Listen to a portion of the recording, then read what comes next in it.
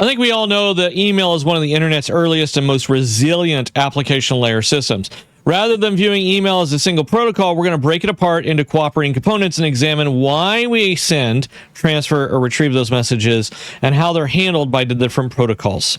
Email is not a point-to-point conversation between two machines. I'm not sending an email from your machine over directly to mine, all right? The messages move through a chain of independently operated mail servers, and delivery does not happen instantaneously, right? The messages are gone through systems which are designed to tolerate that little bit of delay. This architecture prioritizes reliability over that immediacy. Our email clients, also known as user agents, allow the user to compose and read those messages. Mail servers handle the messages storage and the internet service delivery.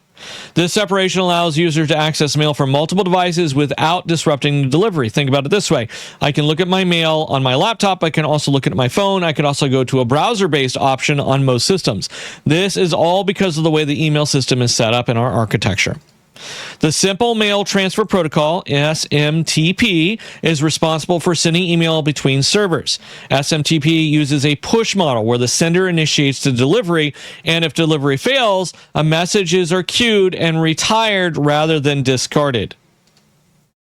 SMTP is designed for a server-to-server communication, not for user access.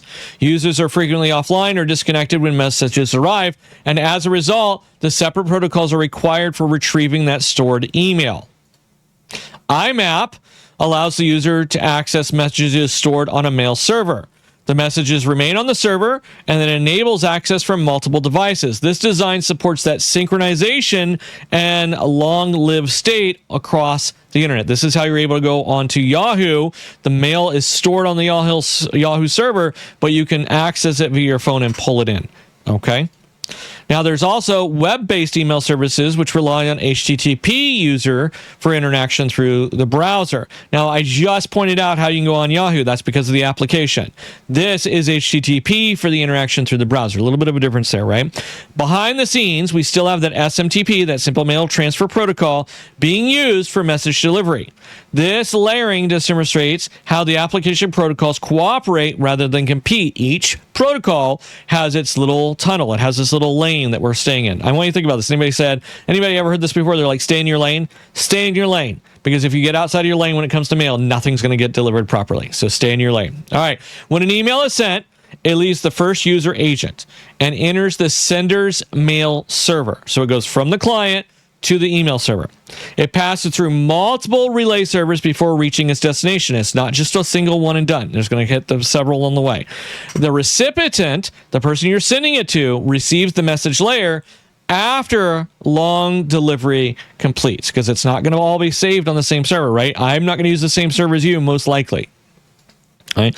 By separating these responsibilities, our email systems isolate our complexity. Failures in one component don't collapse into the other components, which means we're not having a cascading failure. And this design allows the email to remain reliable for the decades that we've used it. All right.